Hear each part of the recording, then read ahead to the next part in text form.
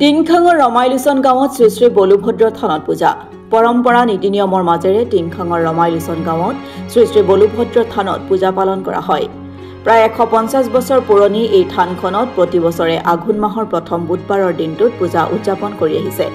এইবাৰো আধ্যাত্মিক পৰিৱেশৰ মাজতে বলুভদ্ৰ ডাঙৰীয়া বাবাক পূজা অৰ্চনা কৰা পৰিলক্ষিত হ'ল ভক্তপ্ৰাণ ৰাইজে।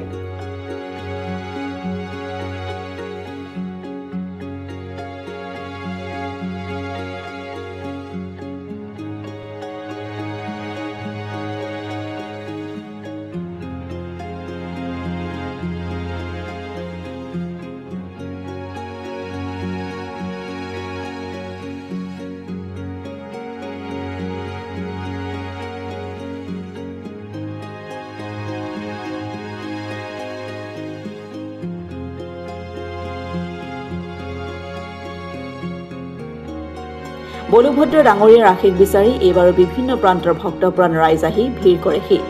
উল্লেখ্য যে 1908 চনতে শ্ৰী শ্ৰী বলুভদ্ৰ থানখনি স্থাপন কৰা হৈছিল। ইয়াকে লৈ সমগ্ৰ ৰমাইলাচন গাঁৱত এক উখল মাখল পৰিৱেশে বিৰাজ কৰা পৰিলক্ষিত হৈছে।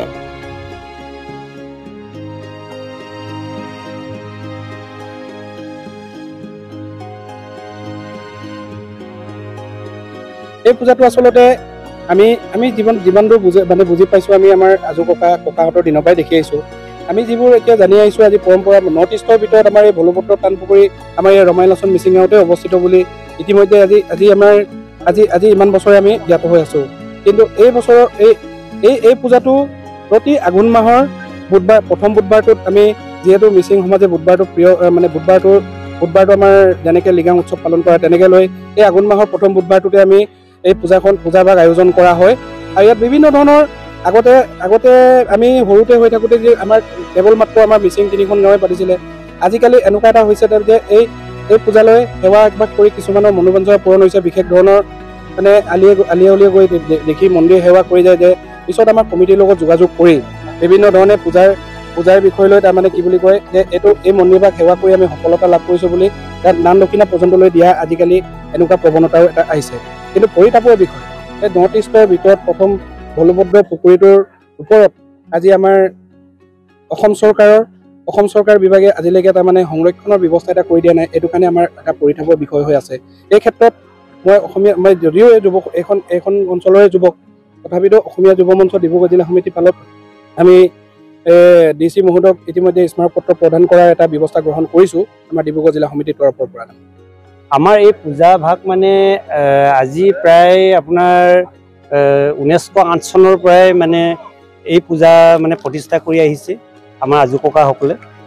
গতিকে আমাৰ এই উত্তৰ পূব অঞ্চলৰ এটা আমাৰ ৰমাইলাচন বাসিন্দা হিচাপে এই পূজা ভাগ আমি মানে পালন কৰি আহিছোঁ আৰু এতিয়া বৰ্তমানো আমাৰ পালন কৰি আছে।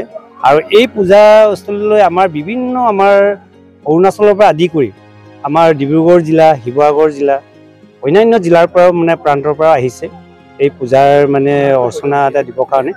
আৰু ইয়াৰ ইতিহাস মানে ক'বলৈ গ'লে আমি আগতে আমাৰ আজু ককাসকলে মানে ইয়াত এটা শ্ৰী শ্ৰী বলুভদ্ৰ থান মানে যিটো আমাৰ প্ৰতিষ্ঠা কৰা হ'ল, তাত মানে এটা আচলতে তেওঁলোকে এটা কৰিছিলে বোলে নে জনামতে তেওঁলোকৰ পৰা আমি বাচ্যটো পোৱা মতে যে ইয়াতে এটা মানে তেওঁলোকে কিবা এটা কৰি থাকোঁতে মনৰ বাঞ্ছা এটা মানে পূৰণ কৰিবৰ কাৰণে তেওঁলোকে পূজা এটা পাতল কৰে। তেতিয়া সপোনত এটা মানে তেওঁলোকে বাস্তৱ এটা দেখা পালে যে শ্ৰী শ্ৰী বলুভদ্ৰৰ বাবাৰ ডাঙৰীয়া থান এটা মানে ইয়াত প্ৰতিষ্ঠা কৰা হ'ব বুলি তেনেকৈ আমাৰ যিটো মেধি, আমাৰ গাঁও বাসিন্দাৰ মেধি, এই মেধিৰ আগত মানে তেওঁলোকে মানে দেখা দিলে।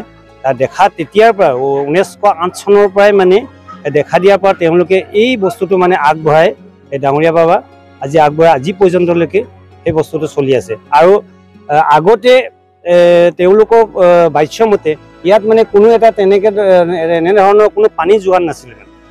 তেতিয়া তেওঁলোকে পানী ব্যৱস্থাটো কৰি দিবৰ কাৰণেও তেওঁলোকে মনৰ বাঞ্ছা এটা আগবঢ়াইছিল টোপোলা। তেতিয়া এই পুখুৰীটো প্ৰকৃতিয়ে মানে এই থানক মানে সহায় কৰিবৰ কাৰণে পানী আমিতো দিহিঙৰ পৰা পানী আনিবলগীয়া হৈছিল।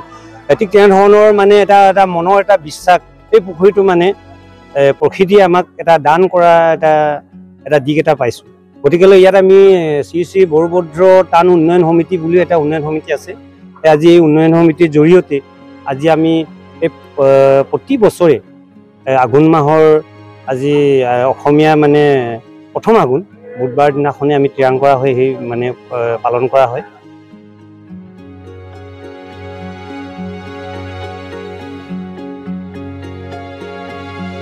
Bureau report Assam today.